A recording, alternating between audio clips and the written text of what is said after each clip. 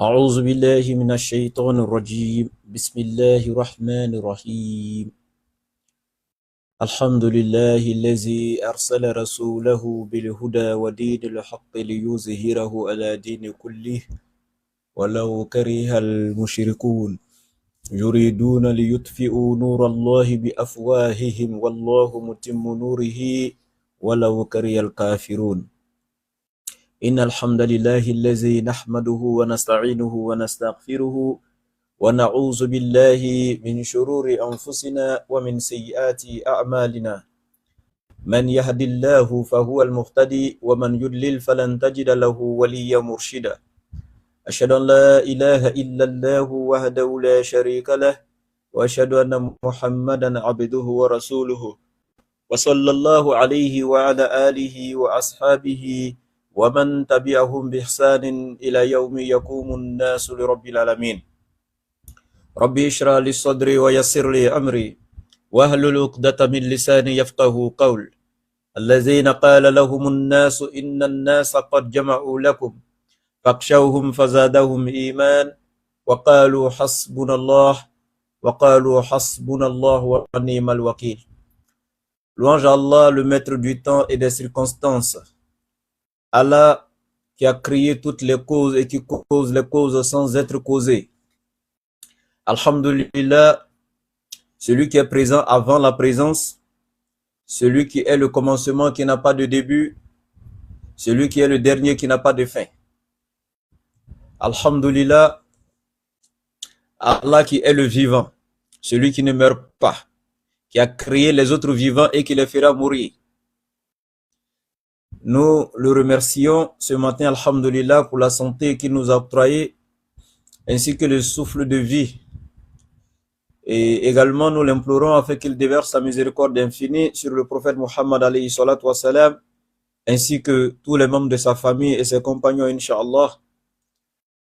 Nous l'implorons également afin que ce Ramadan qui est déjà proche, Ramadan 1447, qu'Allah fasse que ce Ramadan arrive et qu'on soit en santé, toujours vivant sur la terre, pouvoir le jeûner, avoir ses mérites et que nous soyons agréés, Inch'Allah, dans ce Ramadan par Allah et que ce Ramadan soit la cause de notre adhésion dans le Jannatul Firdaus. Alhamdulillah, chers frères et sœurs, ce live, le but aujourd'hui, c'est de commencer une série de vidéos. Inch'Allah, à partir de maintenant, comme je l'ai dit, une série de vidéos pour maintenant donner des enseignements clairs, approfondis et bien détaillés sur cette histoire de coranisme.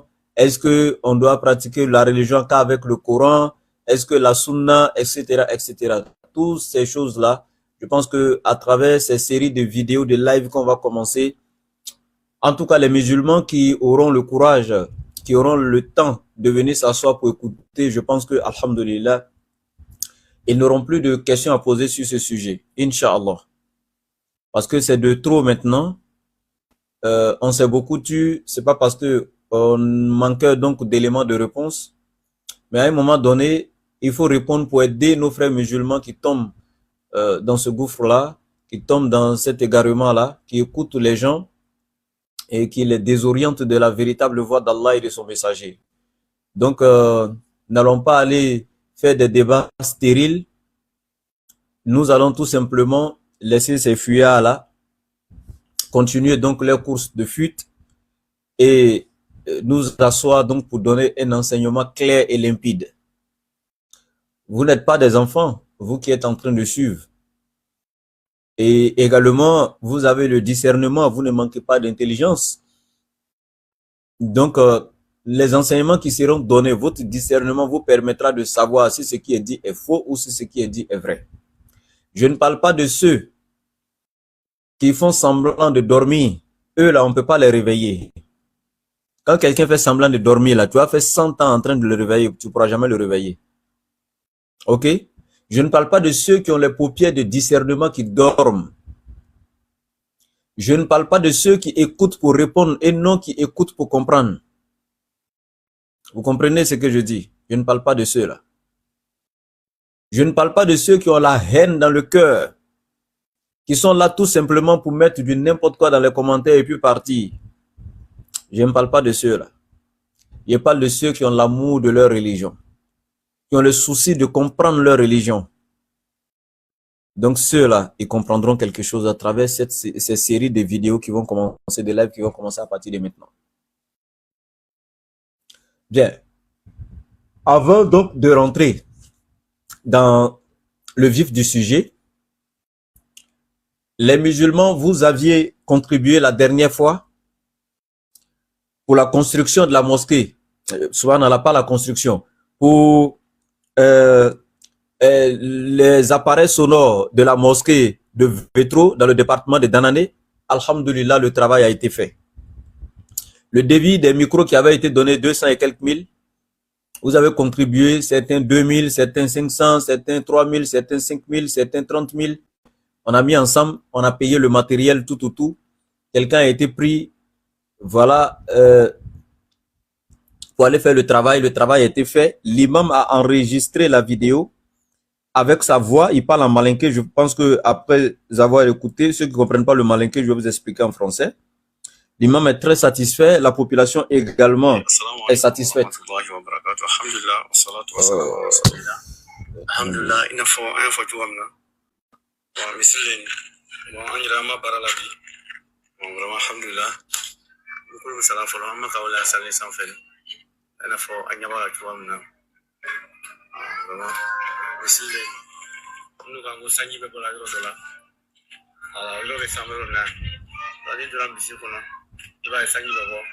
Alhamdulillah. Et bon, c'est là que les courants salés, la force la mauvaise, de même que Kabé, village relais, la mauvaise, village relais. Alhamdulillah, micro classe la vie, voilà, misiri relais. On va mettre là qu'il faut. Maman quand t'as si crédit, avec misiri côté ma, on dit frère, dit de la robe na, dans le café ni. Alhamdulillah, on va il faut. Assalamu alaikum. Ya Rabbi, momo kada sikrendi, abla mizana la mokela. Momo kada sikrendi, asaka aljina la mokela. Misira le islamu. Alhamdulillah fo, aba kalama tu amna. Medo kai, momo kada sikrendi. Bara le feli, na fo nya fo lo tu amna. Misira le fiu sana. Wala amma ka fiu salebi. Misira feli islamu jibe tuna. Donc vraiment il y a des mêmes gars. Voilà, non, il y en a. Voilà, monsieur Flanier. Monsieur Flanier. Monsieur Moussana. Il n'a pas fait amna. À Flanier. Qui veut de la ronde. Voilà, qui veut de la. Et qui est là. Avec monsieur Robert Chikini. Bien, donc vous avez vu un peu, c'est vrai que l'image n'est pas trop claire sur mes écrans, mais vous avez vu. Donc l'imam est satisfait, il est clair. Donc voici un problème de la mosquée qui a été réglé, qui est le problème donc des appareils sonores, les micros. Vous avez vu, le monsieur était au sommet du minaret en train d'installer les micros. Ça, c'est dans cette vidéo-là. Donc les micros ont été installés et testés. Voilà, vous allez voir la vidéo où les micros ont été testés. Écoutez l'azan, le premier azan, grâce à vous, Allah est passé par vous pour le faire. Voilà, c'est Allah qui l'a fait en passant par vous. Donc, le premier azan de la mosquée aussi, on va l'écouter ensemble. Et puis, Inch'Allah, on va demander à Allah de nous donner les moyens de continuer. Ouais, dans la vidéo que je viens de terminer, il a montré la partie, il a dit, il y a un coin où il y a l'eau qui rentre. Bon, comme c'est pas encore la saison des pluies, mais sinon, il y a un coin où il y a l'eau qui rentre. Vous avez vu la partie, il a montré clairement. Tapotez, partagez les directs. Tapotez, partagez le direct, s'il vous plaît. Tapotez. Bien. Donc, vous avez vu la partie, il a montré où il y a l'eau qui rentre. La partie où vous avez vu la toiture, vous-même, il n'y a pas de plafond, c'est que le toit. Ben, il n'y a pas aussi de ventilateur. Si c'est au moins le toit et puis il y a un ventilateur, c'est bon. Mais quand c'est le toit seul, comme ça que le soleil frappe, imaginez-vous la chaleur qui est dans la mosquée en ce moment. Voilà. Donc, mais, au moins, ce qui était plus important, c'était pour les micros. Donc, alhamdoulilah, ça c'est réglé. Donc, on va écouter l'azan ensemble. Alhamdoulilah, le premier azan.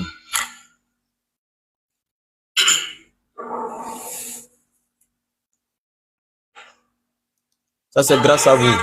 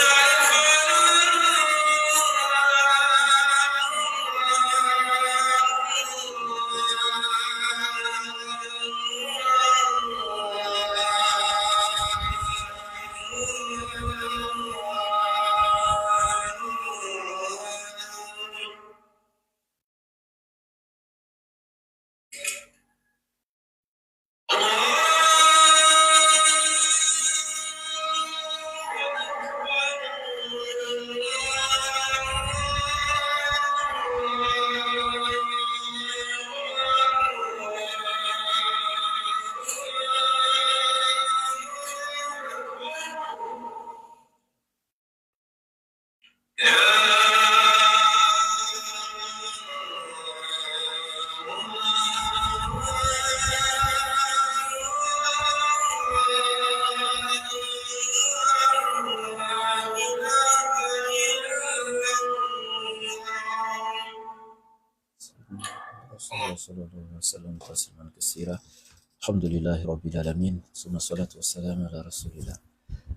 vraiment, vous avez vu, Allah a réalisé cela à travers vous. Aujourd'hui, voici l'azan qui retentit dans tout le village de Vétro, dans le département de Danané. Allah l'a réalisé à travers vous.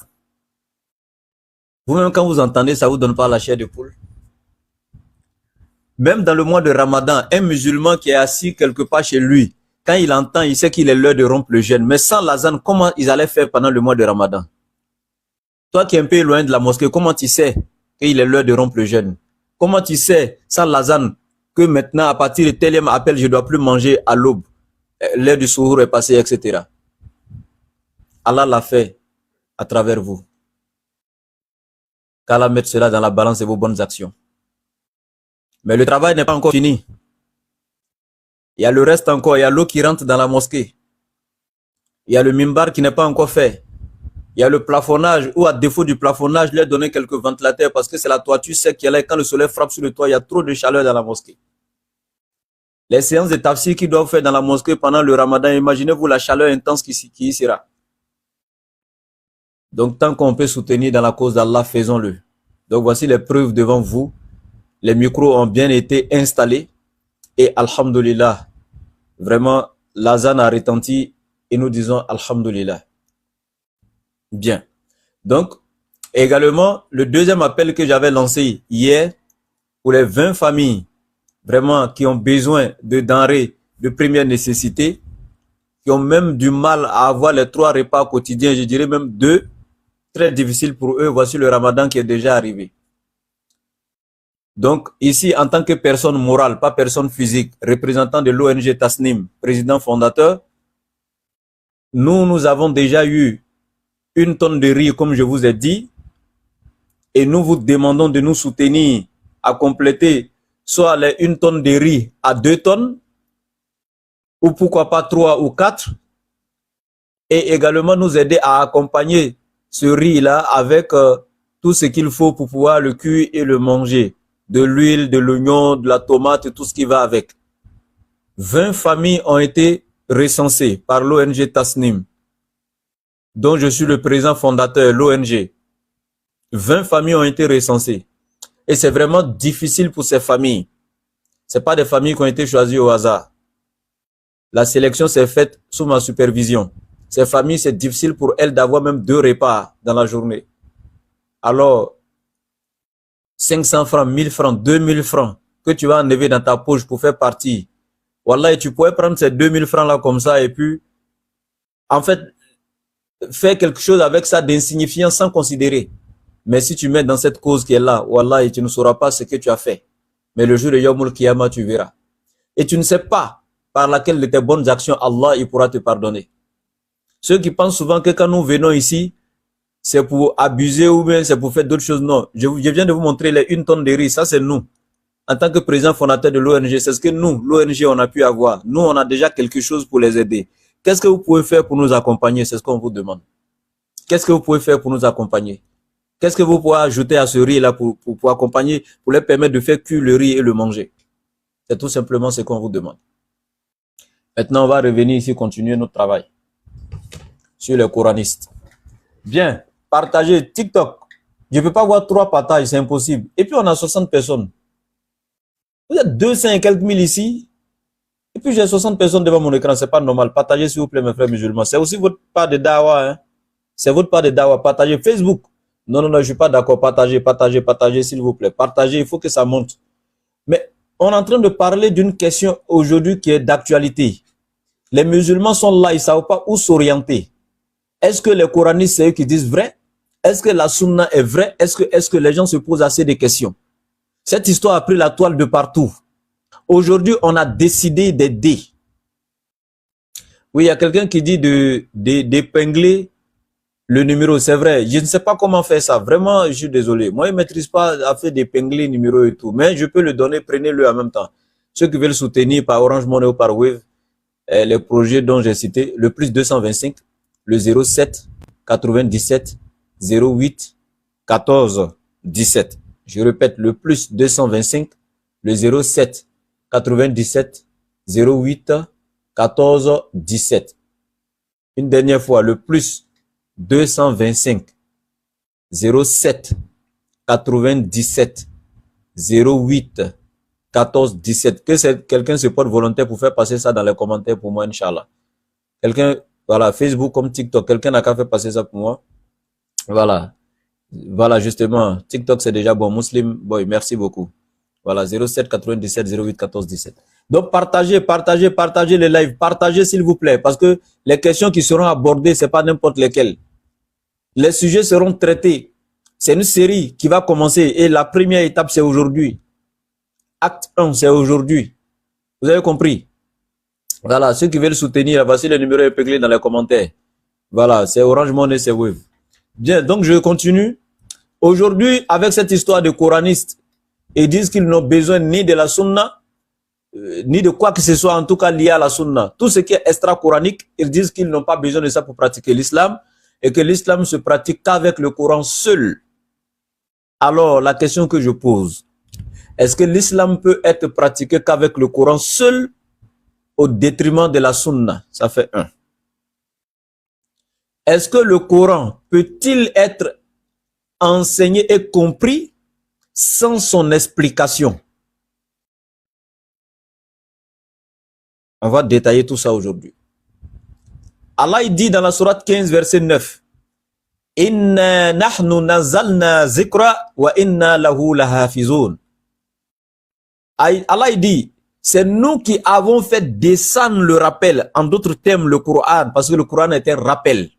C'est pourquoi Allah dit au prophète, Fazakir fa inna zikra tanfa'ul mu'minin ou fazakir fa innaka anta muzakir. Allah il dit au prophète alayhi salatu wassalam, il dit rappelle car le rappel est utile aux croyants. Hein? Rappelle car le rappel est utile aux croyants. Donc le Coran est un rappel. Pour qui? Pour les croyants. Il a aussi un appel pour qui? Pour les non-musulmans. Allah dit ud'u ila sabili rabbika bil hikmati wal mau'izatil hasana wajadilhum billati hiya ahsan. Appelle les gens au sentier de ton Seigneur par la sagesse et la bonne exhortation et discute avec eux de la meilleure façon. Le Coran est un appel, il est un rappel. Et le prophète dans la sourate 12, à partir du verset 108, il est clair. Il dit Ul hazihi sabili ad'u ila Allahi ala basiratin anna wa man ittaba'ani wa subhanallahi wa ma anna minal mushrikin. Il dit, moi, voici mon chemin, tout tracé. Voici la cause pour laquelle j'ai été établi. Voici mon travail. Hazihi sabili. Voici mon chemin. Ad'u ila Allahi. J'appelle les gens à Allah. Allah basiratin. Me basant sur une preuve évidente. Qui est le Coran. C'est ce que le prophète alayhi salam dit. Ad'u ila Allahi ala basiratin. Anna wa man ittaba'ani. Moi et ceux qui me suivent. Et je ne suis point du nombre des associateurs. Allah dit ya ayyuhan nabi baligh ma unzila ilayka min rabbik. Ya ayyuhar rasul, disons. Subhanallah. Ya ayyuhar rasul baligh ma unzila ilayka min rabbik. Allah dit ô prophète, dispense ce qui t'a été révélé de la part de ton Seigneur. Wa illam taf'al fama balaghta risalatahu wallahu ya'simuka minan nas. Et si tu ne le fais pas, sache que tu as failli à ta mission. Et si tu le fais, sache que c'est Allah qui te protégera contre les êtres humains. Allahu Akbar. Donc Allah, il préserve le Coran par la mémorisation. 1. Allah préserve le Coran. Quand Allah dit « Inna nahnu nazalna zikra wa inna lahu lahafizun », c'est nous qui avons fait descendre le Coran et c'est nous qui en sommes les gardiens. Donc Allah, effectivement, il est celui qui garde le Coran, il le préserve. Wa inna lahu lahafizun. C'est nous qui le gardons, qui le protégeons, qui le sécurisons. Donc quand Allah il dit wa inna lahu lahafizun, effectivement Allah il sécurise le Coran par quoi? Par la mémorisation. C'est pourquoi ceux qui mémorisent le Coran on les appelle les hafiz. Donc par ce moyen de mémoriser le Coran, Allah il préserve le Coran dans le cerveau de ses créations, de ses créatures. Allah il préserve le Coran dans le cerveau des musulmans, des croyants, ceux qui l'ont mémorisé. Allah il le préserve dans leur cerveau, dans leur mémoire. C'est pourquoi quand il parlait dans la sourate 75 au prophète, c'est la partie verset 16, il dit au prophète là, tuharrik bihi lisanaka lita'jala bihi. Il dit ne hâte pas ta langue avec la récitation du Coran quand Sayyidina Jibril te le révèle. Inna alayna jam'ahu wa qur'anahu. Le fait de le fixer dans ton cœur et de le préserver dans ta mémoire, cela incombe à moi, Allah. Ça, c'est à nous de le faire. De Allah, il sécurise le Coran.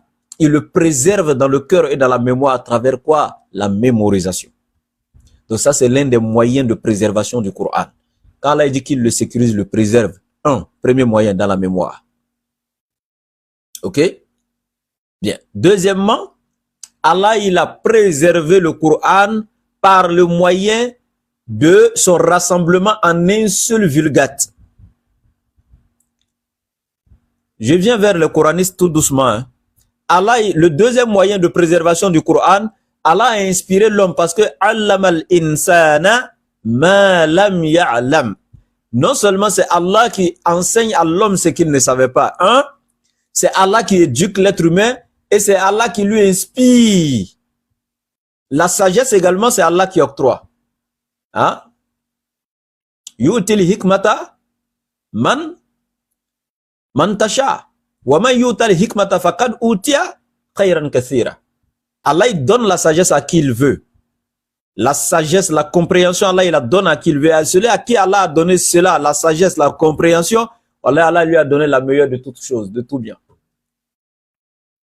Donc ici, Allah il préserve encore le Coran par un deuxième moyen. Mais à travers ces créatures toujours. Le fait de le rassembler en un seul vulgate. Ok? Il a inspiré l'être humain après l'avoir rassemblé en un seul vulgate d'encore créer un moyen. C'est-à-dire que Allah il inspire l'être humain à mettre en place un moyen encore qui va le préserver. Hein? Après avoir été rassemblé en un seul vulgate, il donne encore à l'être humain. C'est-à-dire que la connaissance de mettre en place un moyen de le sécuriser contre tout ce qui va le dénaturer dans sa lecture et dans son sens. Et cette connaissance établie, il y a les règles de grammaire et de conjugaison. Il y a la connaissance de Nahaw, wa Sorf, et tout ce qui va avec après, Balagha, etc. Allah a donné cette connaissance à l'être humain. Tous ces moyens pour préserver le Coran. Maintenant, il y a des gens qui se sont levés aujourd'hui, qui disent que c'est le Coran seul qu'on doit utiliser pour pratiquer l'islam. Et qui n'ont besoin ni de hadiths, ils n'ont besoin ni de quoi que ce soit lié à la sunna. Et que le Coran suffit seul à lui. On verra. Il n'y a pas de souci, on verra. Bien. Alhamdulillah Rabbil Alamin, summa salatu wa salam ala rasulillah. Le Coran qui a été rassemblé en un seul vulgate que nous avons aujourd'hui. Attendez. Le Coran qui a été rassemblé en un seul vulgate que nous avons aujourd'hui. La première question que je pose aux coranistes. Comment est-ce que le Coran a fait pour se retrouver en un seul vulgate? Comment est-ce que le Coran a fait pour devenir un livre physique? Comment il a fait? S'est-il auto-fait un livre physique? Ou y a-t-il quelqu'un ou un groupe de personnes qui ont fait du Coran un livre physique? Parce qu'Allah il dit dans le Coran, Sourate Al-An'am, la sourate 6, verset 7, وَلَوْ نَزَّلْنَا عَلَيْكَ كِتَابًا فِي قِرْطَاسٍ فَلَمَسُوهُ بِأَيْدِيهِمْ لَقَالَ الَّذِينَ كَفَرُوا إِنْ هَذَا إِلَّا سِحْرٌ مُبِينٌ. صدق الله العظيم.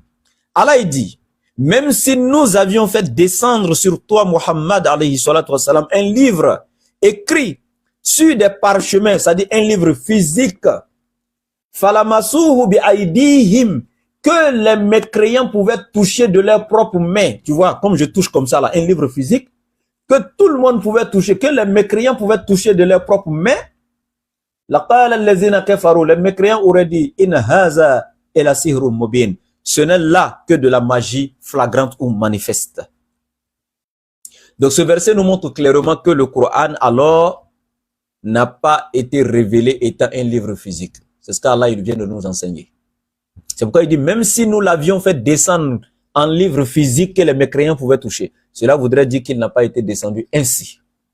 Alors, s'il n'a pas été descendu ainsi, ma première question que je pose aux coranistes, qui a fait de lui un livre physique? Ça fait un. Le nom de cette personne dans le Coran, on a besoin de ça. Parce que le Coran nous a déjà dit qu'Allah n'a pas révélé un livre physique. Logiquement, les coranistes ne doivent pas toucher le Coran physiquement. Ils ne doivent pas toucher le Coran physique. Ils n'ont pas droit à le toucher. Ils doivent se faire mémoriser le Coran les uns les autres. Ils ne doivent pas toucher un livre physique. Parce que dans le Coran, Allah il dit qu'il l'a révélé et il n'était pas physique. Et ils n'ont pas le droit de toucher un Coran physique. Ils n'ont pas le droit. Ce serait une grosse erreur de leur part. Ils doivent suivre ce que le Coran dit et rien d'autre. Donc, comme le Coran dit qu'il n'a pas été révélé physique, eux n'ont pas droit à toucher le Coran physique. Ils doivent le mémoriser les uns les autres jusqu'à la fin du monde. Non, ils n'ont pas droit à toucher un Coran physique. Ça fait un. Très bien. Deuxièmement, j'ai posé une question. Qui l'a rendu en un seul vulgate? Qui? Quel est son nom? Quelle était sa moralité? Est-ce qu'en le faisant, il n'a pas fait quelque chose de louche dedans? Vous n'étiez pas là. Vous ne l'avez pas vu. A-t-il, en le rassemblant en un seul vulgate, retranché quelque chose? A-t-il ajouté quelque chose? Vous n'aurez jamais ces réponses dans le Coran. Celui qui l'a rassemblé en un seul vulgate, sous ordre d'Abou Bakr Siddiq, qui était le deuxième calife, Subhanallah, qui était le premier calife, disons, parmi les 4 califes, al-Khulafa al-Rashidoun, c'est Abou Bakr Siddiq, qui a pris la place après le prophète alayhi salatu wa salam. Abou Bakr Siddiq, sous son ordre, il a demandé à Zayd ibn Thabit, qui n'était pas le seul scribe, mais qui était l'un des meilleurs scribes du prophète alayhi salatu wa salam, Zayd ibn Thabit. C'est lui qui a été chargé et lui n'a pas fait le travail seul. Il a fait, ayant été assisté par bien d'autres qui connaissaient le Coran dans son intégralité. Et Zayd ibn Thabit, c'est celui qui a été chargé pour rassembler le Coran en un seul livre physique. Alors les coranistes, connaissez-vous Zayd ibn Thabit? Mais quand vous prenez le Coran compilé comme ça, quand vous le prenez comme ça compilé, vous travaillez avec, vous-même citez les sourates telles que classées dans le Coran. L'ordre de révélation est différent de l'ordre de classement ici dans le Coran. C'est pourquoi dans l'ordre de révélation, la sourate première logiquement devait être la sourate 96, suratul Alaq. Voilà, il dit Iqra bismi rabbikal ladzi khalaqa khalaqal insana min alaq Iqra wa rabbukal akram allazi 'allama bil qalam. Ça, logiquement, ça devait être la première sourate, n'est-ce pas? N'est-ce pas ce qui a été révélé au prophète sur Jabal Nour, dans la grotte de Hira, sur la montagne Jabal Nour, à 4 km de la Mecque au nord-ouest. Oui. Mais pourquoi dans l'ordre de classement dans le Coran, on voit sourate 1, c'est plutôt Al-Fatiha. Et quand les coranistes font des débats ou enseignent, ils citent les numéros des sourates. Sourate 17, verset 34. Sourate 15, verset 16. Mais attends, est-ce que vous savez que quand Allah a révélé là, Allah n'a pas donné les numéros, comment classer telle sourate est telle sourate est telle. Allah n'a pas fait ça dans le Coran, quand il révélait. C'est dans la sunna que ça s'est venu. Classer les sourates comme ça, leur donner des numéros et tout ça. Même les noms des sourates, la plupart est venu dans la sunna. Est-ce que vous comprenez ce que j'ai dit? Il y a des sourates là. Allah a fait descendre une partie ici sur le prophète. Longtemps après, le reste est venu. Mais qui a pris ici, savoir que ça c'est le début de telle sourate, c'est sa fin qui a été révélée là-bas et puis associée pour faire une seule sourate. Par exemple, la sourate Ikra que j'ai dit, sourate Alaq que j'ai dit là. Il y a combien de versets? Est-ce que c'est descendu entièrement? Non, il y a d'abord une première partie qui est descendue. Et puis après, Allah a suivi avec d'autres choses. Longtemps après, le reste est descendu. Mais comment on a pris le début qui était venu avant, associé à ce qui est venu après, et puis rassemblé pour dire c'est la sourate tant qui est là? Qui a fait ça? Est-ce que c'est venu dans le Coran? Non, ça c'est dans la sunna que ce travail a été fait. Mais quand vous prenez le Coran physique et vous commencez à citer les versets, commencez à citer les numéros des sourates, sourate tant, verset tant, ce travail a été fait dans la sunna. C'est pourquoi il dit, si vous respectez votre doctrine, vous n'avez pas le droit à toucher le Coran physique. Même les numéros de sourates que vous citez comme référence quand vous donnez des arguments, vous n'avez pas le droit à en citer. Tout ça, ça a été fait dans la sunna. Vous comprenez? Vous n'avez pas droit. Zayd ibn Sabit qui l'a rassemblé en un seul vulgate. Zayd ibn Sabit était qui? Ben vous êtes d'accord avec son travail qu'il a fait. C'est pourquoi vous prenez le Coran physique, vous le lisez et tout. Ben vous êtes d'accord avec le travail que Zayd ibn Sabit a fait. Mais pourquoi vous êtes d'accord avec l'œuvre qu'il a fait en rassemblant le Coran en un seul vulgate, mais vous n'êtes pas d'accord avec lui quand il cite des hadiths? Zayd ibn Sabit, il y a des hadiths le concernant dans la sunna. Mais quand on vous présente ces hadiths, vous dites c'est faux. Mais quand on vous présente son œuvre de rassembler le Coran, vous dites c'est vrai. Hein? Vous acceptez une partie de son œuvre. Là-bas, il a bien fait ce travail, il est juste, il est véridique là-bas. Et vous refusez une autre partie de son œuvre pour dire que ça c'est faux. Vous voyez que vous-même, vous n'êtes pas cohérent, hein, vous? Ok? Bien, alhamdulillah, on continue. Toi, Marco, c'est là où c'est l'eau quoi qui demande que veux-tu dire. Depuis je vois tes commentaires passer là. Ça là, tu peux rien comprendre dans ça. Va te débrouiller avec ta Bible traduction française que tu as là-bas, les nombreuses versions là, va te débrouiller avec ça. Peut-être là-bas tu pourras comprendre quelque chose. Si là-bas même tu n'as pu rien comprendre, bon, c'est pas ici là tu vas pouvoir comprendre quelque chose. Pardon. Ici on parle avec les gens qui ont un minimum de savoir, surtout en islam, bien sûr. Bien, donc on continue. Donc, ça c'est un, au niveau de la compilation. Eh bien, aujourd'hui, les coranistes disent que, surtout votre Jafar, dont son nom même est de la Sunna, une fois de plus encore, Jafar, un fait qui s'appelait Jafar, le frère de Ali, Karramallah Wajahu, s'appelait Jafar, l'autre Jafar Sadiq encore, l'un des savants aussi et tout ça. Donc le nom Jafar même est un nom qui est venu de la Sunna, c'est pas un africain. Mais toi tu es né, tu t'appelles aujourd'hui Jafar, tu as abrégé ça Jeff sur les réseaux. Ton nom Jafar même vient de la Sunna. Tu vois, les noms même cités dans le Coran, les noms de prophètes et autres là, comme les Yaqub cités dans le Coran, les Ibrahim, les Moussa alayhi salam, les Isa, c'est même pas un nom comme ça que toi tu portes pour dire que le Dalil est dans le Coran. Toi tu t'appelles Jafar, depuis quand Jafar est dans le Coran? Et comment toi tu as su qu'il y avait des Jafar qui étaient là-bas, jusqu'à tes parents sont contents et puis ils ont pris ce nom pour te faire porter ça. C'est la Sunna qui a envoyé l'histoire de ces Jafar là et leur nom. Ça veut dire que vous ne pouvez pas échapper à la Sunna. Vous ne pouvez pas. Ça veut dire que vous vivez de gré ou de force. Vous pratiquez la Sunna sans le savoir. Ok, on continue. Maintenant, ce qui est intéressant, c'est que les coranistes affirment pouvoir comprendre le Coran uniquement par le Coran. Quand ils nous parlent, ils disent hey, tafsir le Coran bil Coran. Non, on connaît tafsir le Coran bil Coran. Tafsir le Coran bil Coran existe très bien. Mais est-ce que ça s'arrête là? Non. Il y a des versets quand tu arrives là-bas, là, tu ne fais pas tafsir le Coran bil Coran, tu fais tafsir le Coran bil hadith. Que tu veuilles ou pas, c'est ce que tu vas faire. Il y a des versets quand tu arrives, tu vas faire tafsir le Coran bil hadith. Et il y a des versets, tu vas faire tafsir le Coran bil Coran. Et je vais donner tous ces versets-là ici aujourd'hui. On va quitter ici, je vais donner. Ok? Donc, ils disent, votre Jeff a dit la dernière fois faisant son débat avec mon frère Ismaël Aka. Et il dit, mais quelqu'un qui ne comprend pas la langue arabe, quelqu'un qui ne connaît pas Nahaou, il ne connaît pas Sorf, il ne connaît pas Balaga, comment quelqu'un comme ça peut comprendre le Coran et puis faire un débat avec moi, Jeff? J'ai attrapé ma tête en même temps que Jeff a dit ça.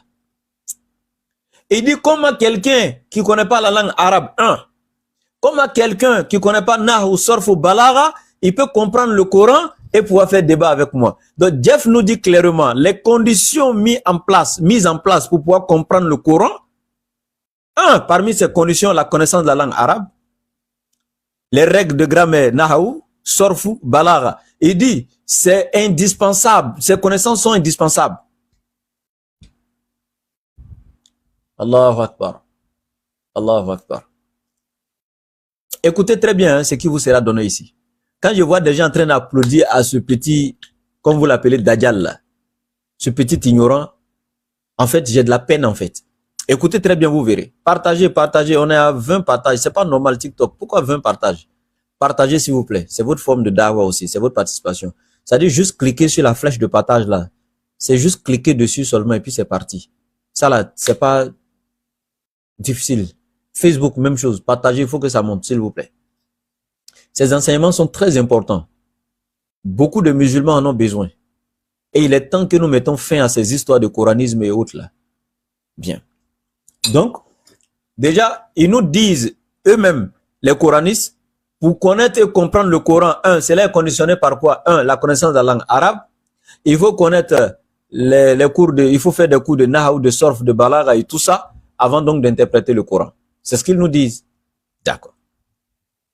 Ils affirment également que le Coran s'explique de par lui-même, sans recours à la sunna, ni aux compagnons, ni aux savants, ni aux sciences islamiques. Ok. Vous savez, ils sont en train de nous dire par là que le Coran n'a pas d'histoire. Une chose existe sans histoire. Le Coran n'a pas d'histoire. Le prophète alayhi salatu wassalam qui a enseigné le Coran n'a pas d'histoire. On ne sait rien de sa vie. On ne sait rien de sa situation matrimoniale. Quelqu'un est venu, il nous a apporté un livre, il dit il aurait reçu ça de Dieu et il nous a enseigné. On ne sait rien de la personne, rien de sa vie, on ne sait rien en fait. Qui était son père, on ne sait pas. Qui était sa mère, on ne sait pas. Selon les coranistes. Parce que tout ce que je suis en train de citer ne se trouve pas dans le Coran. Donc si on doit rejeter la sunna, ce qui veut dire qu'on ne sait rien du prophète, ni de son père, ni de sa mère, ni de ses épouses, est-ce qu'il était un homme marié ou pas, etc. et tout. On ne sait pas. Vous voyez? Bon, ils vont dire oui, le Coran dit, par exemple, dans la sourate Ahzab, sourate 33, les épouses du prophète, ou quand elle parle, il va dire oui, dis à tes épouses, à tes filles, etc. Mais on ne sait rien, à part tes épouses qui ont été citées, bon, qui nous donnent un indice, quand même, qui montre qu'il était marié. Mais qui sont ces épouses-là? Leur nom. Vous voyez, c'est qu'on ne saura rien de l'histoire du prophète en fait. Ce n'est pas écrit, tout ça n'est pas écrit dans le Coran. On ne saura absolument rien. Et donc, voici des gens qui disent que le prophète existe sans histoire, le Coran existe sans histoire, alors que le Coran n'a pas été révélé, comme je l'ai dit, en un seul vulgate. Un coup, il a été révélé verset par verset, donc pendant 23 ans, sur une période de 23 ans. Et les versets étaient révélés selon des circonstances. Et les circonstances, les causes de révélation, on appelle ça asbabul nuzul. Maintenant, pour eux, on peut expliquer le Coran, le comprendre sans les asbabul nuzul, sans les causes de révélation des versets. C'est-à-dire, voici un verset qui est là, tu ne sais pas pourquoi il a été révélé, mais tu vas le lire et le comprendre quand même sans savoir le pourquoi il a été révélé. Puisque les asbabul nuzul ne sont pas dans le Coran. Ça, c'est la sunna qui vient avec les asbabul nuzul, avec les causes de révélation des versets. C'est la sunna qui vient avec ça. Tu ne verras pas ça dans le Coran. Donc, comment vous pouvez comprendre un texte sans son contexte? Dites-moi, comment c'est possible de comprendre un texte sans son contexte? Or, le contexte n'est pas dans le Coran. La cause de révélation n'est pas dans le Coran. Ça, c'est la sunna qui vient t'expliquer ça. Une chose, tu la connais, tu la comprends sans son histoire. Subhanallah. Ça là, est-ce qu'on est obligé de rentrer même dans le Coran? Ça dit, il n'a même pas encore commencé à prendre les versets pour argumenter. Hein. Est-ce qu'on est obligé de rentrer même d'abord? Et je ne vais pas prendre un hadith ici, hein, parce qu'ils ne croient pas au hadith. Donc, prenant les hadiths là, ils vont dire c'est faux. Donc, je vais rentrer dans eux-mêmes leur propre Coran pour leur montrer que le Coran ne peut être enseigné sans être expliqué par la sunna. On va rentrer dans les détails. Bien. Donc, comme je disais tantôt, il y a une seule chose qui nous plaît déjà.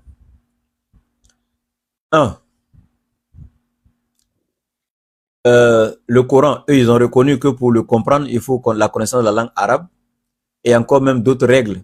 Les règles de grammaire en arabe, les nahou, les sorf, les balagha, etc. Ok, on est d'accord, alhamdoulilah. Donc, sans la sunna, il n'y a pas d'arabe. Là, on est d'accord maintenant, les coranistes. Puisque vous nous dites que pour comprendre le Coran, il faut la connaissance de la sunna. Et subhanallah, il faut la connaissance de la langue arabe. Mais est-ce que la langue arabe peut exister sans la sunna? Dites-moi les coranistes. Pouvons-nous apprendre la langue arabe sans la sunna? Est-ce qu'on peut ouvrir le Coran et puis apprendre la langue arabe directement dans le Coran sans la sunna? Non. Il n'y a pas de connaissance de la langue arabe sans la sunna. Mettez ça dans vos têtes. Il n'y a pas la connaissance de Naha ou de Sorf ou de Balagha sans la sunna. Mettez ça dans vos têtes. C'est impossible. Il n'y en a pas. Ça n'existe pas. Ça n'existe pas. Le Coran a existé. Le Coran existe. Le Coran a été révélé. Il a été mis en écrit. Mais connaissances de Naha ou Sorf ou Balagha là, ce sont des gens qui ont mis en place ces connaissances-là pour protéger et sécuriser le Coran de sorte que les gens ne le dénaturent pas dans sa récitation et dans son sens. Vous avez compris? Donc, cette connaissance de Nahaou, de Sorfou et de Balagha, toutes ces connaissances de la langue arabe là, donnez-moi une seule preuve dans le Coran. Qui établit ces connaissances, qui les enseigne, et donnez-moi une seule preuve que ces connaissances ne sont pas venues dans la sunna. Donnez-moi le nom de ceux par qui Allah est passé pour mettre en place ces connaissances. Leur nom dans le Coran. Qui? Vous ne pouvez pas. Ces connaissances ne sont pas venues dans le Coran.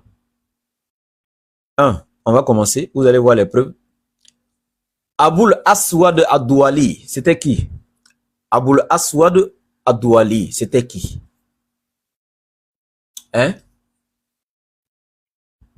Je pose la question aux Coranistes. Aboul Aswad Ad-Douali, c'était qui? C'était le fondateur de la grammaire arabe. Le principal fondateur de la grammaire arabe. Aboul Aswad Ad-Douali. Vous voyez? C'était le fondateur de la langue arabe. Le premier a établi des règles de grammaire pour protéger le Coran des erreurs de récitation et des erreurs de traduction.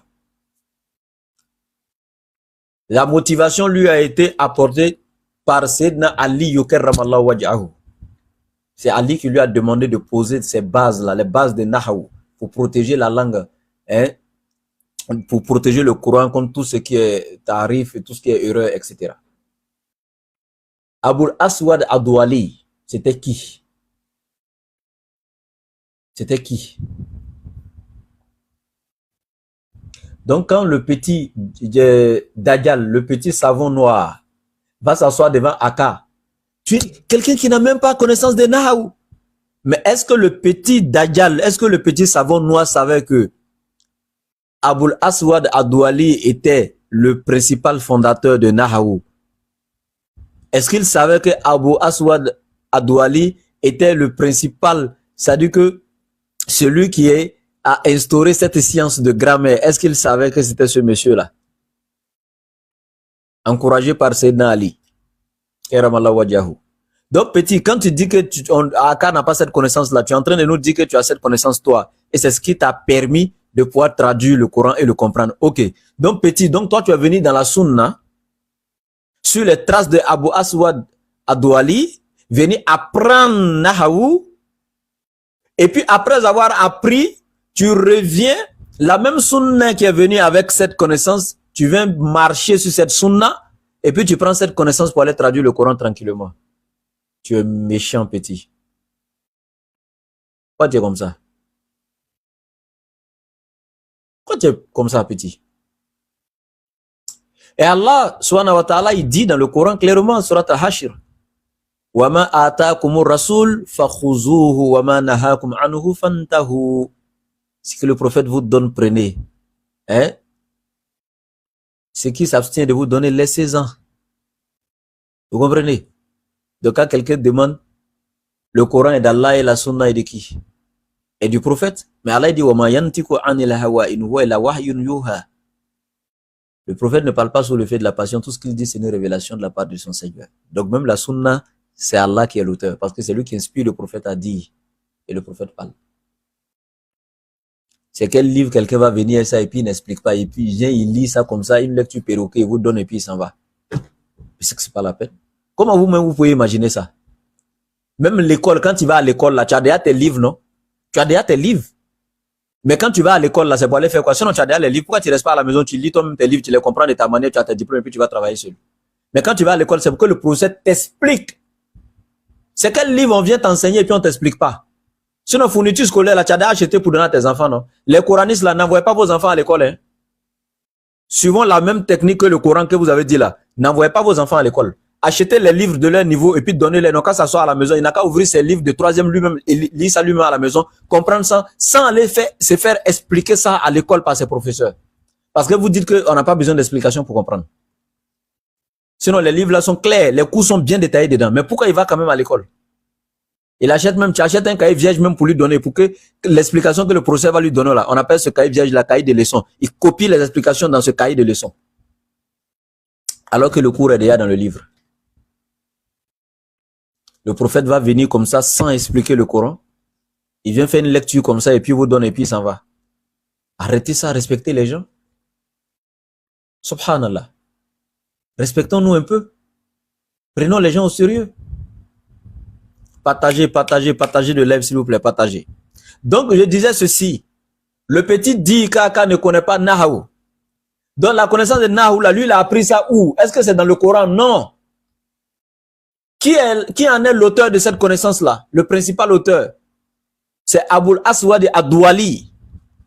Et qui lui a demandé, qui l'a motivé de le faire, c'est Sayyidina Ali, qui lui a dit de mettre ces bases-là, les bases de Nahaou, pour protéger le Coran contre tout ce qui est erreur dans son sens et dans sa lecture. Aboul Aswad Adouali. Est-ce que c'est dans le Coran? Non. C'est dans la Sunna, tu allais apprendre cette connaissance petit. Et quand tu finis d'apprendre ça, sur les traces d'Aboul Aswad Adouali, dans la Sunna, tu reviens maintenant et puis tu marches sur la Sunna et puis tu viens soulever tes bras, tes ailes de pigeon pour dire oui, sans le Coran. Subhanallah. Ok, on va continuer. Donc, ça fait un. Aboul Aswad Adouali, il est décédé à l'an 69 de l'Égypte. Ok? C'est lui qui est le principal fondateur de cette règle de grammaire qui permettent à vous les coranistes de pouvoir prendre le Coran là, et puis le lire en arabe et le traduire là. L'auteur de la connaissance qui vous aide à faire ça là, c'est extra-coranique. C'est une science extra-coranique qui vous aide à pouvoir le faire. Vous comprenez? Et ceux qui sont auteurs de ces sciences-là sont des sunnites. Aboul Aswad Adouali, il est de la sunna. Ce n'était pas un coraniste. Regardez, il n'était pas un coraniste. C'est un sunnite qui a mis cette connaissance en place que vous utilisez aujourd'hui pour pouvoir traduire le Coran. C'est un sunnite qui l'a fait, c'est pas un coraniste. On va continuer. On a quelqu'un d'autre encore. On a Khalil ibn Ahmad al-Farahidi. Hein? Khalil ibn Ahmad al-Farahidi. On a un deuxième savant qui est décédé à l'an 70 de l'Égypte. Qu'est-ce qu'il a fait? Son œuvre, il a mis en place le premier dictionnaire arabe. Le premier dictionnaire arabe. Appelé comment? Kitabul Ayn. Kitabul Ayn. Le premier dictionnaire arabe qu'il a mis en place. Khalil ibn Ahmad al-Farahidi. Le premier dictionnaire. Et vous utilisez les dictionnaires arabes. Vous cherchez le sens des mots. Les coranistes. Quand toi, Jeff, tu dis à Aka, le contraire de Bayan, c'est quoi? Tant, tu essaies d'expliquer les mots, rentrer dans l'étymologie ou quoi que ce soit. Petit, les dictionnaires auxquels tu fais référence jusqu'à aller chercher les antonymes, les quoi là. Qui a mis ça en place dans la langue arabe? Hein? C'est un sunnite. Tu comprends? C'est un sunnite. D'accord. On va continuer encore. On a un autre savant encore. Et puis l'autre là, celui que je viens de dire là, Khalil ibn Ahmad al-Farahidi, qui a mis en place le premier dictionnaire arabe. Il a établi le premier dictionnaire arabe. Il a aussi établi la grammaire à son niveau également aussi. Et, donc, comme Aboul Aswad Adouali, lui aussi, il a établi également encore des règles de grammaire bien approfondies encore et tout. Il a inventé également la scansion poétique en arabe. OK? Et même les règles de la morphologie. C'est que vous appelez sorfou. Les règles de la morphologie sorfou. Et tous les savants de la langue après lui dépendent de son œuvre. Oui, tu ne peux pas être un savant de la langue arabe sans dépendre de l'œuvre de ce monsieur-là, Khalil ibn Ahmad al-Farahidi. Vous comprenez? Il a établi les règles de la morphologie en arabe. Tu veux pas, tu vas suivre ses traces. Tout savant qui vient dépend de lui. Dans ses traces, tu vas suivre ses traces. Tu ne veux pas aller étudier ces langues-là sans suivre ses traces, c'est impossible. Donc voilà des petits qui vont aller étudier ça. Et puis venir s'asseoir aujourd'hui, vouloir débattre, discuter avec les sunnites. Or, vous avez appris tout ça avec des sunnites. Ceux-là n'étaient pas des coranistes. Et puis après, on a Sibawayh. Sibawayh, qui est décédé à 180 de l'Égypte. Il a mis en place un ouvrage de grammaire le plus influent. L'ouvrage de grammaire le plus influent, c'est lui qui a mis ça en place. Oui. C'est lui qui a mis ça en place. L'ouvrage de grammaire le plus influent, c'est lui qui a mis ça en place. À Sibawayh. Toute personne qui étudie le Nahou aujourd'hui, même les coranistes dépendent de Sibawayh. Tous les coranistes dépendent de Sibawayh. Tu veux pas. Si tu dois aller étudier les règles de grammaire, tout ça, maîtriser la langue arabe, tu vas marcher sur ses traces, tu dépends de lui. Mais c'est un sunnite, ce n'est pas un coraniste. Vous partez étudier chez les sunnites et puis vous venez maintenant vous foutre d'eux pour dire que c'est le Coran seul. Vous savez qu'Allah nous de respecter ses maîtres. Hein. Tu dois respecter tes maîtres. Comment vous pouvez venir étudier chez les gens et puis après vous dites que c'est eux qui sont pas vrais et que c'est le Coran qui est vrai. Alors que tout ce que vous avez comme connaissance, toi tu conditionnes même la connaissance, la compréhension du Coran par la connaissance de la langue arabe et par les règles de Nahou, Sorf ou Balaga, comme tu l'as si bien dit ouvertement Ismaël Aka. Mais donc toi tu sais que pour connaître le Coran et comprendre, il faut avoir ces connaissances. Mais ces connaissances-là ont été instaurées par qui? Par les sunnites. C'est eux qui ont mis en place ces connaissances-là. Donc vous êtes venu étudier sur les traces des sunnites. Vous êtes venu étudier leurs connaissances et puis vous partez vous arrêter gaillardement quelque part là-bas sous prétexte que la sunna est fausse. La ilaha illallah. Vous comprenez? Donc, à Sibawayh, tu veux pas, tu vas suivre ses traces. Vous avez compris? Bien. Donc, on va continuer. Avec qui encore? Il y en a plein, hein, de savants, mais est-ce que c'est la peine même de citer tous ces savants-là? Mais une chose est certaine, hein, même au niveau de la balaga, etc. Il y en a plein de savants qui ont mis en place ces connaissances-là. Hein? Donc, on va prendre par exemple Abdul Qahir al-Jurjani. Abdul Qahir al-Jurjani. Vous voyez? Ça, c'est l'un qui est décédé à 471 de l'Égypte. Hein? Mais la science de Balaga dont toi tu parles là, qui a mis en place? C'est lui qui a expliqué les secrets de l'ijaz du Coran. C'est-à-dire que les secrets même de la langue arabe, l'éloquence même de la langue arabe. Ce monsieur-là, tu veux pas, tu peux pas parler de Balaga sans parler de lui. L'éloquence même de la langue arabe. Donc vous partez étudier chez les gens et puis vous voulez les traiter de ceux qui sont faux. Ouais, comment vous êtes méchants. Hein? Ok. Mais je vais vous donner des petits cours avant de finir mon live, je vais vous donner des petites leçons, des devoirs de maison, parce que c'est comme ça. Quand le professeur finit de donner cours, il doit donner des devoirs de maison qui vont aider les élèves à faire truc. Ok. Bien. Vous dites qu'on n'a pas besoin de sunna pour expliquer le Coran. On va rentrer dans les vraies choses maintenant. Ils disent, on n'a pas besoin de sunna pour expliquer le Coran. D'accord, il n'y a pas de souci. أعوذ بالله من الشيطان الرجيم بسم الله الرحمن الرحيم. Allah dit إن الذين جاءوا بالإفك عصبة منكم لا تحسبوه شرا لكم بل هو خير لكم لكل امرئ منهم ما اكتسب من الإثم والذي تولى كبره منهم له عذاب عظيم. Sadaqallahul Azim. Ce verset 11 de la sourate An-Nur, sourate 24. Coranis, expliquez-moi. Dans ce verset-là, quand Allah dit certes, une bande parmi vous a propagé une abominable calomnie. Quelle est cette bande? Qui était à la tête de cette bande? Et quelle est cette calomnie qu'ils ont propagée? Je veux ça dans le Coran. Vous allez transpirer. Et Allah dit, certes, une bande parmi vous ont propagé une abominable calomnie. Quelle est cette bande? Qui était à la tête? Et quelle est cette calomnie? Et cette calomnie, qui a été calomniée? Et prenez note. 1. Quelle est cette bande selon le verset? Qui était à la tête? Quelle était cette calomnie? Et qui a été calomnié? 4 questions déjà à l'introduction de ce verset. Vous n'avez pas dit qu'on n'a pas besoin de sunna pour expliquer le Coran.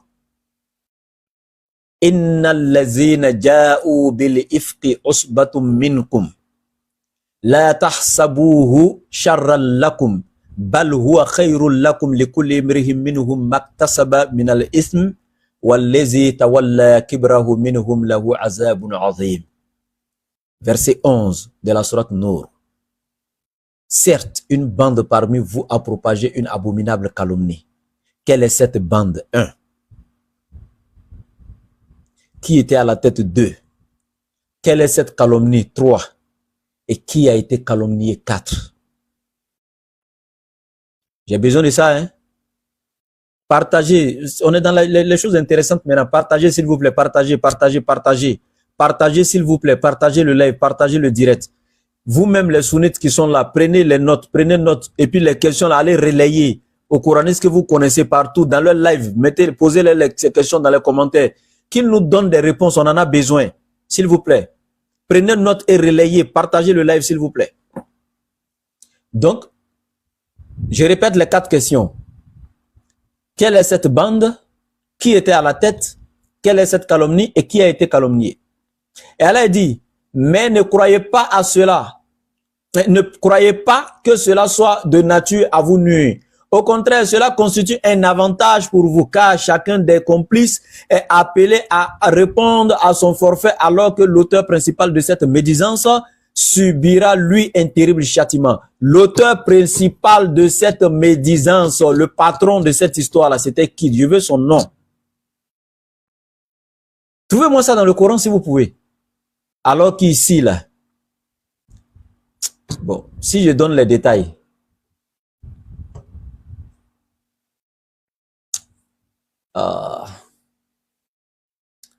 bon, j'ai posé de questions, j'ai dit, oh, ce serait un devoir de maison pour eux.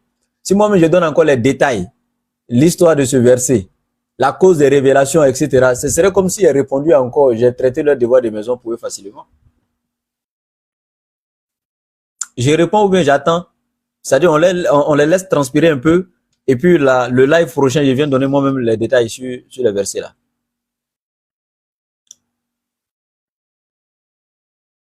Bon, j'ai donné le nom d'une personne dedans pour les aider. Dans ce verset-là, la personne qui a été calomniée, c'est l'épouse du prophète Aïcha, radiallahu anha. Dans ce verset, il y a posé 4 questions. Quelle est cette bande? Qui est l'auteur principal de cette médisance?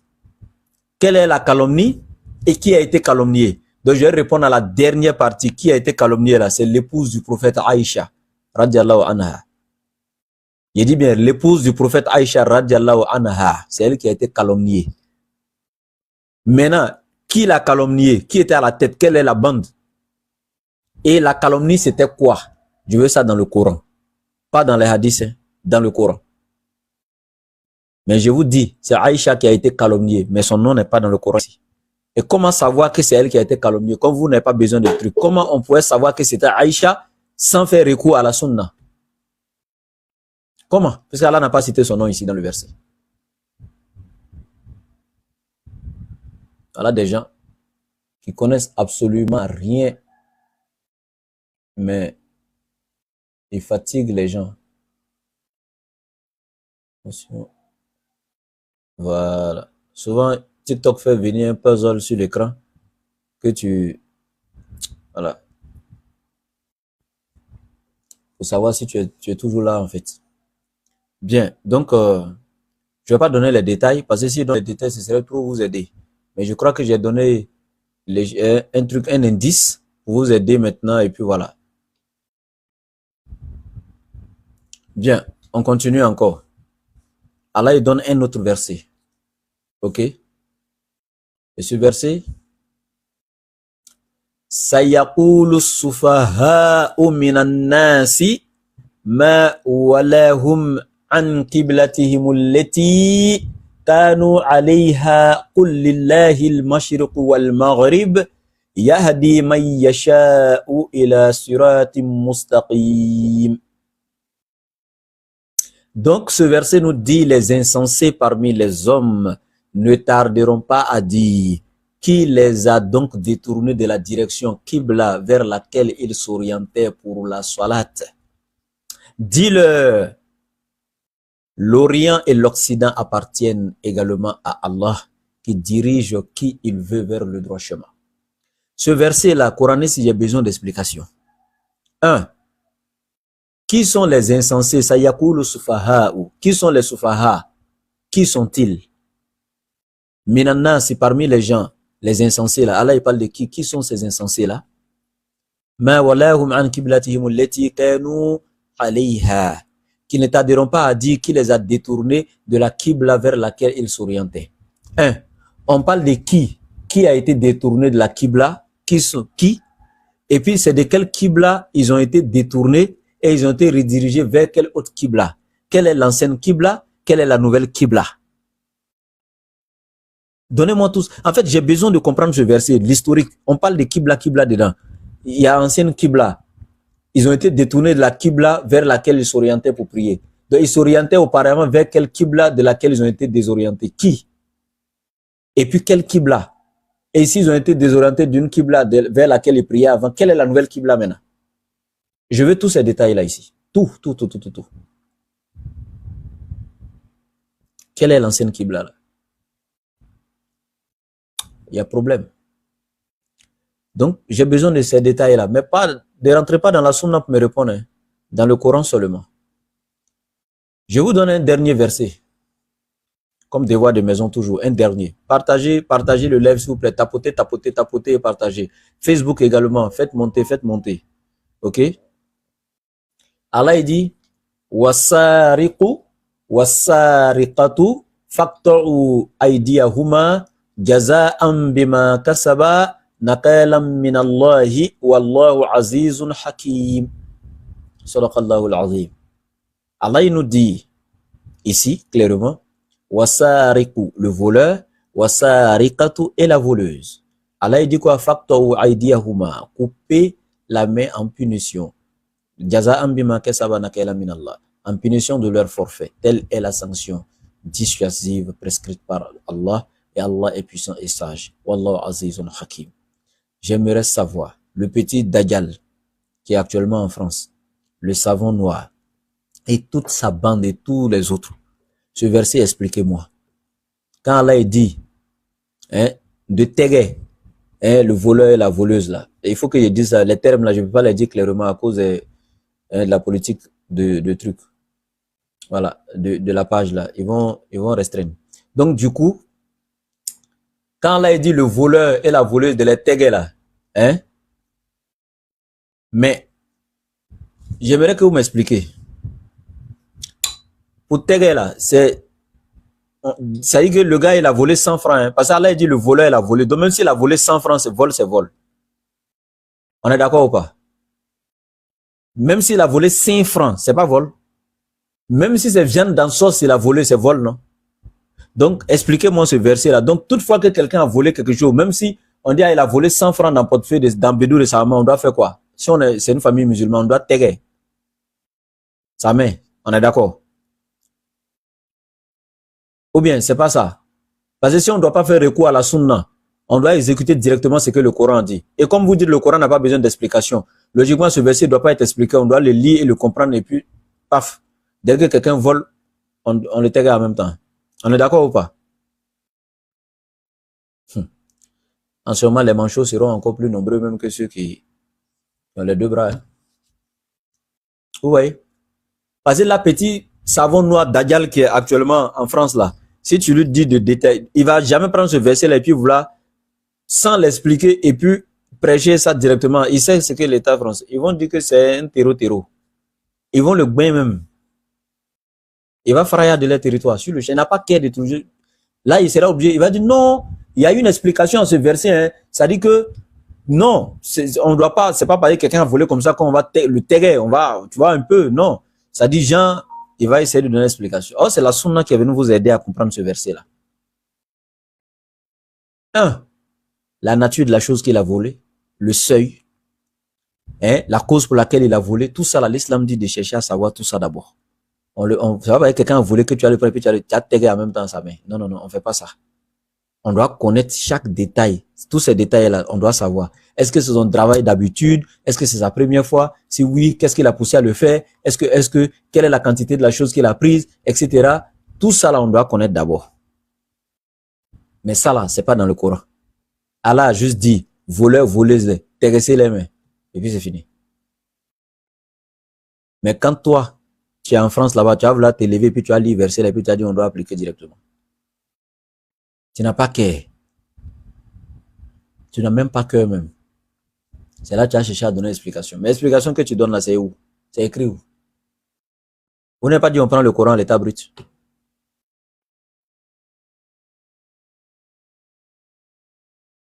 Il y a des gens qui sont... On peut rien faire pour eux, quoi. Ça dit que quand quelqu'un a subi un coup-circuit cérébral, là, tout est mélangé dans le cerveau. On ne peut rien faire pour que la personne comprenne. Le fait de prendre ton enfant avec son livre de mathématiques pour aller à l'école, le déposer devant le professeur, là. Le livre de maths, là, est-ce qu'il est incomplet? Il n'est pas incomplet, il est complet. Mais le professeur va faire quoi? Il va prendre le même livre de maths, là, et puis il va expliquer les leçons qui sont dans le livre à l'élève, à ton enfant. Et ton enfant va prendre son cahier de leçons et puis il va écrire les explications là du professeur. Le Coran a été expliqué par le prophète. Donc quand on dit la sunna, c'est l'explication du Coran. Ils comprennent pas quoi. Donc tu veux dire que le Coran n'est pas complet.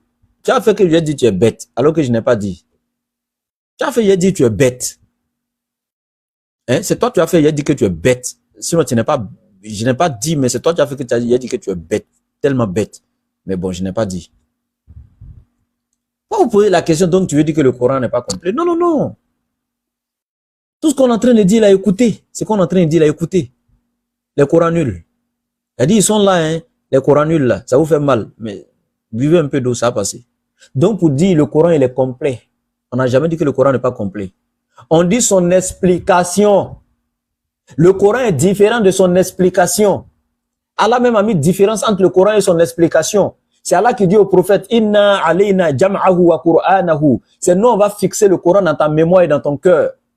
Fa'iza qara'nahu fattabi' qur'anahu. Pendant qu'on te donne l'enseignement du Coran, suis bien l'enseignement avec sagesse et tout, avec calme. Et après avoir appris, maintenant fini que tu maîtrises le Coran là, Allah dit summa, après l'avoir connu là, Inna alayna bayana, on va venir te donner son explication. Donc Allah il dit quoi? Au prophète d'abord d'apprendre le Coran, de le mémoriser d'abord avec Jibril quand Jibril lui enseigne. Après avoir fini de prendre, de mémoriser bien, fixer bien dans sa mémoire, maintenant lui Allah il va venir lui donner l'explication.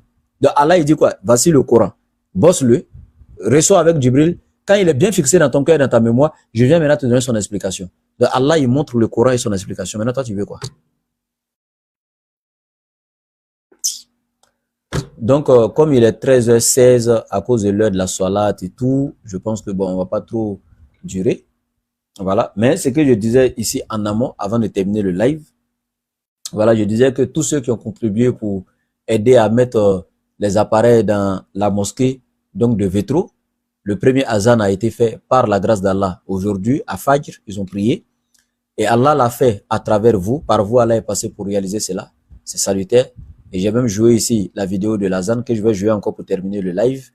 Donc, tous ceux qui veulent continuer à nous soutenir, mais le projet maintenant qu'on a lancé cette fois-ci, c'est celui des 20 familles qu'on a ciblées, qu'on veut aider. Mais nous-mêmes, on a déjà eu 1 tonne de riz. Ceux qui veulent nous aider à compléter, à augmenter encore sur cette tonne de riz, vraiment, soutenez-nous. Mais nous, on a déjà 1 tonne de riz. Pour ceux qui pensent que quand on vient demander de l'aide, c'est parce que nous, on ne fout rien. Non, non, non. On a déjà 1 tonne de riz. Qu'est-ce que vous pouvez faire pour nous accompagner? C'est ce qu'on demande. Parce que c'est pas le riz sec aussi que les gens vont manger. Nous, on a pu avoir le riz, mais on peut pas leur donner ça sec. Qu'est-ce que vous pouvez faire pour nous aider?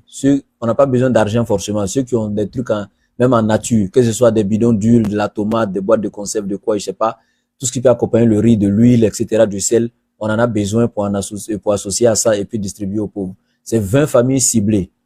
Et les 20 familles ont été sélectionnées. Et c'est des gens qui n'ont même pas les 3 repas quotidiens, sincèrement. Surtout que Ramadan approche maintenant. Qu'est-ce qu'on peut faire pour accompagner ce riz, pour les aider à jeûner aussi comme nous? On ne sait pas par laquelle de nos bonnes actions Allah va nous pardonner et nous agréer.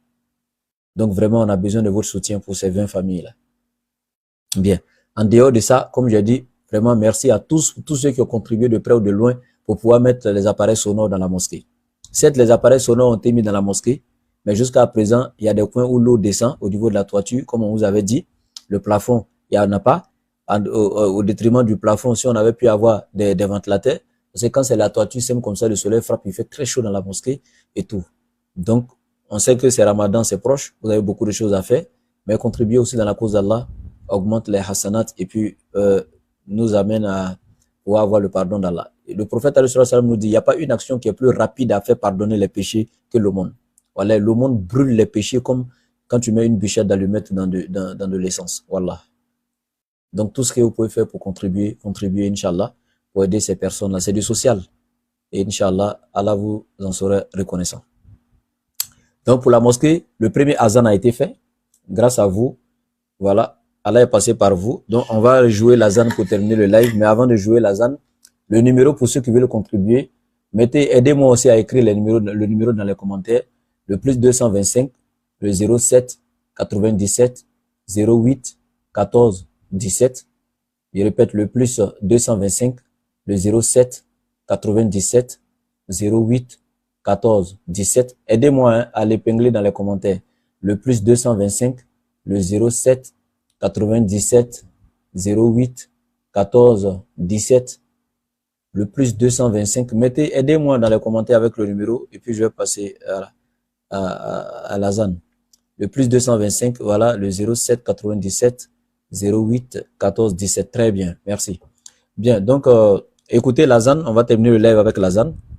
Le numéro, il est Orange Money, il est Wave également. Je répète, il est Orange Money, il est Wave également. Tous ceux qui veulent contribuer de près ou de loin, Inch'Allah.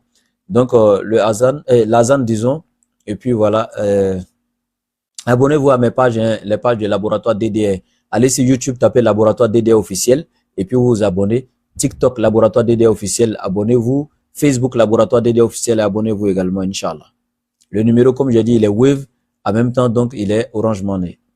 Donc, voici ce que vous avez fait dans le village de Vétro. Grâce à vous, aujourd'hui, le nom d'Allah à travers l'azan retentit dans tout le village. Et c'est une fierté pour l'islam. Écoutez.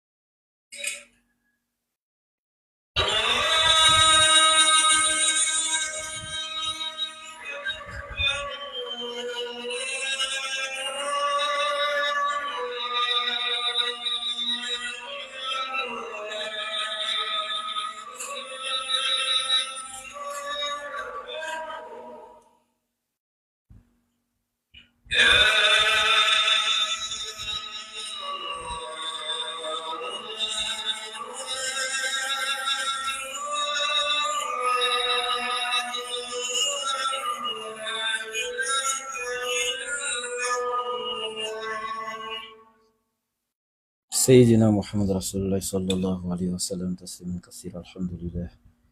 Bien, donc, alhamdulillah, vous avez vu, aujourd'hui, c'est une fierté pour les musulmans du village de Vetro, dans le département de Danané. Alhamdulillah, aujourd'hui, avec ça, ils peuvent pratiquer le ramadan, alhamdulillah, dans la tranquillité. Vraiment, shukran à tous ceux qui ont participé de près ou de loin pour réaliser ça. Grâce à vous, voici l'azan qui retentit partout, dans les 4 coins du village. Et ils pourront pratiquer le ramadan, alhamdulillah, comme j'ai dit, dans la tranquillité, parce que quel que soit, même si tu es un peu loin de la mosquée, quand on fait l'appel, tu sais qu'il est l'heure de rompre le jeûne, ou quand on fait l'appel, tu sais qu'on doit cesser donc de manger pour le suhour, etc. Donc vraiment, merci, merci, merci à tous, vraiment d'avoir été contributeurs. Et tout ce qu'on vous a demandé maintenant cette fois-ci, donc tous ceux qui peuvent aider les 20 familles, voilà, le numéro a été donné, le plus 225, le 07 97 08 14 17. Il est Wave et le Orange Money. On va aussi aider ces 20 familles et vous aurez aussi les preuves. Vous voyez, tel qu'on vous a montré les preuves de ce que vous avez fait de la mosquée, c'est comme ça aussi les 20